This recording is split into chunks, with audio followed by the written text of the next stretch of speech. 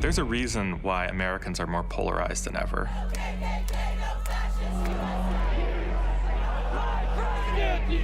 We just haven't been able to pinpoint exactly what it is until now. Partisan tensions are inescapable in the modern era. Today, nearly 2/3 of Americans say that we are more divided as a nation than we've ever been before. This isn't about policy. This is about emotion. This is about hatred. We can't solve polarization until we understand where it's coming from. We have to find out what's causing partisan animosity to grow in this country.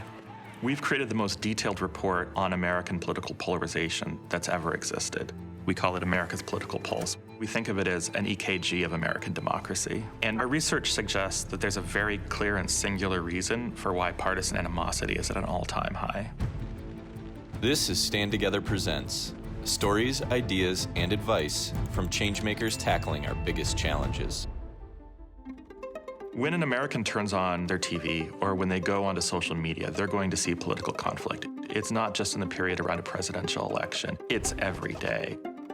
Here's the thing, the Kardashians set social culture for young girls, LeBron James set social culture for young boys.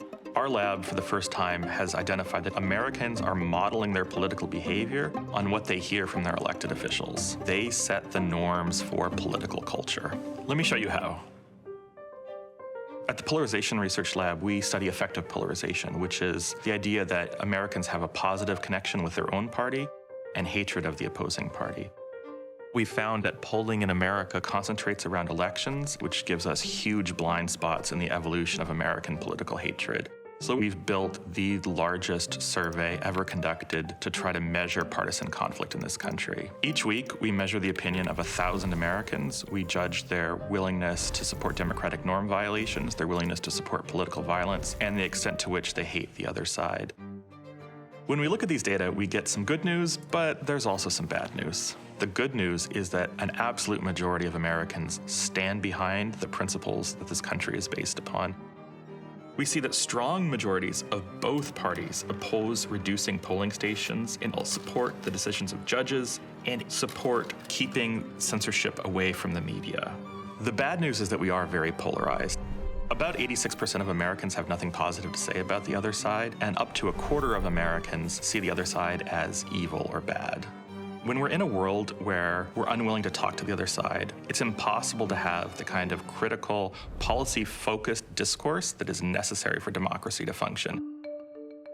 We're able to identify the connection between the attitudes of elected officials and the attitudes of American citizens because not only do we have survey data, but we're pulling in everything that American elected officials say. We have their press releases, their newsletters, and their social media posts. We analyze what politicians say by using highly customized AI tools. We're interested in, are they talking about policy, talking about the needs of their constituents, or are they engaging in personal attacks? And when we look at that, we can identify a clear pattern. When elites become more negative, citizens become more negative. Take a look at this. Conflict entrepreneurs are individuals who built their personality around creating political division. By focusing on conflict, they have abandoned their duties as representatives. They don't focus on policy, they don't introduce legislation, and our research suggests these messages cause the American public to increase their level of polarization, to increase the extent to which they support political violence. There's a direct cause and effect. What we're witnessing is fundamental human behavior. We're tribal creatures. When we see our side being attacked, we see that as a direct attack to ourselves. In fact, we're so tribal that when we witness attacks against our party, that's when we become most willing to turn our backs on the core principles of democracy and our country. A rational person might ask, why would a politician engage in such negativity? And the answer is that they see it as a way to get attention. They see it as a way to get a national profile. The American public has such a distorted view of their elected officials. You cannot have a responsive democracy if you don't understand what your representatives are saying and doing. The truth is, Americans, they don't read legislation. They don't watch C-SPAN. The only contact that they have with their representatives comes through social media or the news. When the news and social media focus on negativity, that's all Americans see. So they get a false perception that that is everything that's going on in Congress. And that makes it so that the loudest voices are all that are heard. So how do we fix this? You can make emotional evaluations of the world. But when it comes down to it, data is truth. We've created a tool that allows the average American to figure out exactly what their representative is doing and exactly what the representative is saying. If you're a voter, you deserve to know if your representative is working for you or if your representative is working to just build a media profile for themselves. Our goal isn't to say that we don't want disagreement.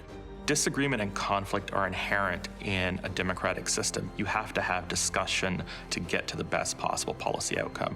Most people know this. Now is the time to make it happen. Stand Together partners with changemakers tackling our biggest challenges.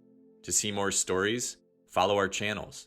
And to learn more about how you can partner with us, go to standtogether.org.